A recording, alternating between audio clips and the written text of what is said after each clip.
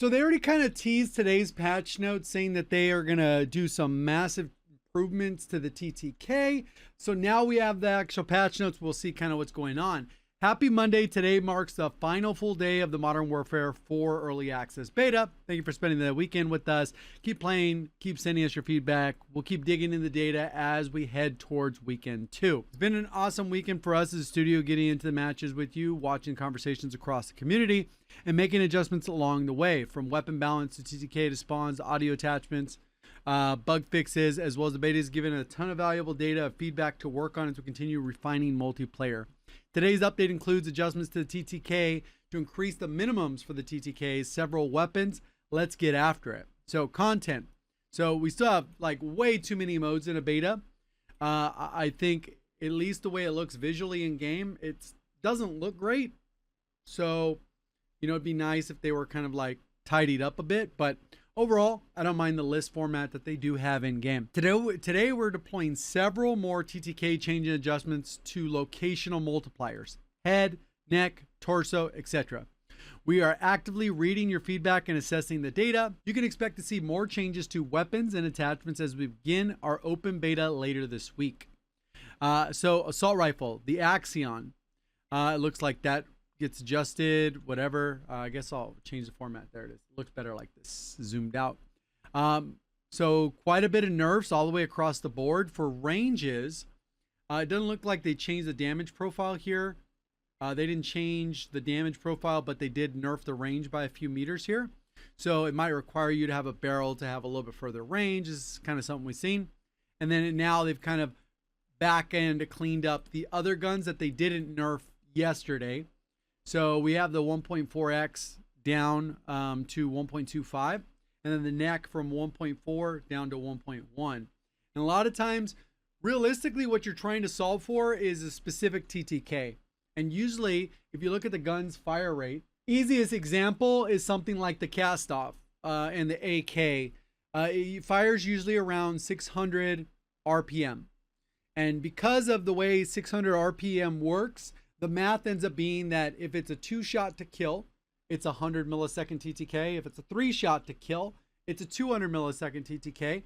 If it's a 4-shot to kill, then it's a 300 millisecond TTK. Maybe over your guys' head and for some people, but realistically, what you're trying to do is get the balance in where most of the guns kill in around 200 milliseconds, so that that gun should realistically be 3 shots to kill. What that means, though, is for the cast-off, you can't have scenarios where it's killing in 2 bullets up close, because then the 100 millisecond TTK is ridiculous.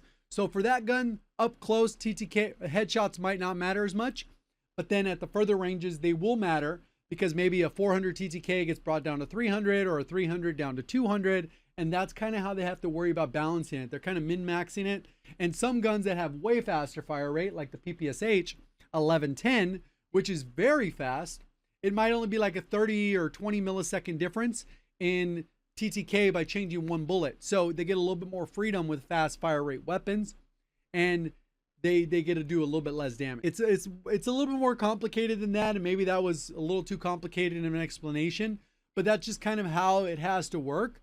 And for most of the multiplayers that have been the most popular, they usually sit a little bit above 200 milliseconds TTK, and then that gives proper balance across snipers if you have the appropriate amount of flinch, and shotguns. If they miss a shot or the first shot doesn't kill them within that first range, then it still allows the appropriate like counter play where you feel like you can actually take on shotguns and snipers. So if it goes a little bit slower than that, you end up with like Warzone TTKs at like 500, 600, or like 150 health TTKs of COD, which ends up people complaining about it feeling too spongy, or people taking way too many shots.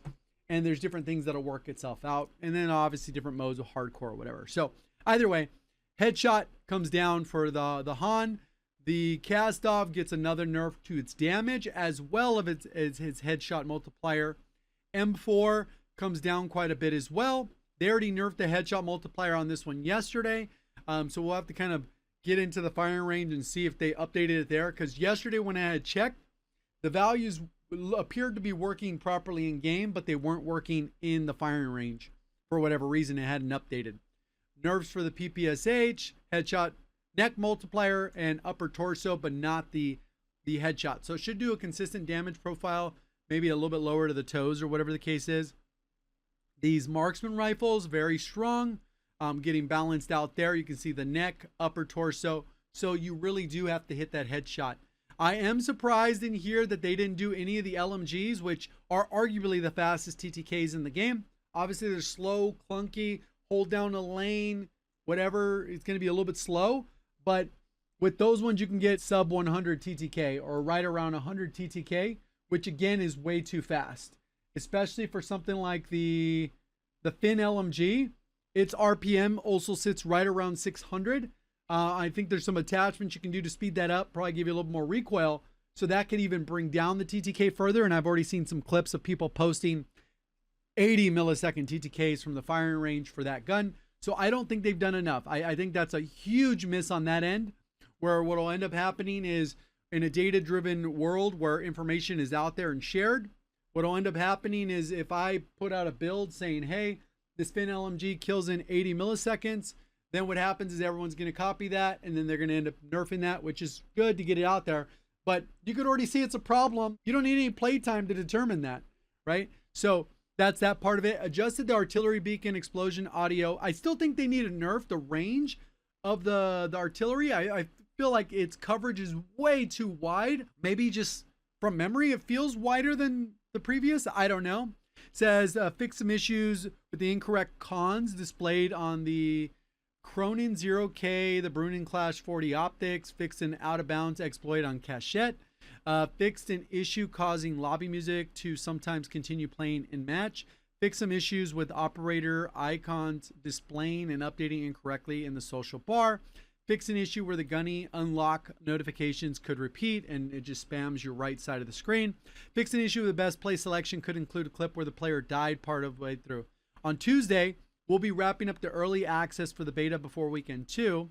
Open beta begins on Friday, the 28th, and we'll get access to Warzone, Switch 2, multiple maps, multiple levels. We'll get Ghost. If you didn't have the Vault Edition, you'll get access to the cast off with level 21, so that'll be pretty immediate. And then that'll go through until the September 1st, which is 1 week from tomorrow. Overall, I feel like this didn't address the issue. Right? It's like another baby step, and they didn't include all the weapons. I think even in this case, the Axion isn't even usable currently. Like, I think that's in Gunfight or something like that. The Han for sure is, Kastov, M4. Those are pretty good options. They already nerfed the ISO to appropriate point, I think. PPSH gets its nerf, kind of balances that out. Marksman rifle, but where's the LMGs in this? Where's any kind of shotgun or sniper like changes? Like, I feel like there should have been sweeping bigger changes. And I feel like a lot of the information with the patch notes is cool. This is supposed to talk about specific changes, but I think also one thing that's lacking on the blog side of it is the SBMM. They've been super silent about. Obviously, first weekend is going to be a little bit different than the second weekend where it's open to the public. Everyone gets access. But I also think that there hasn't been any information really about the cheaters, whether good or bad.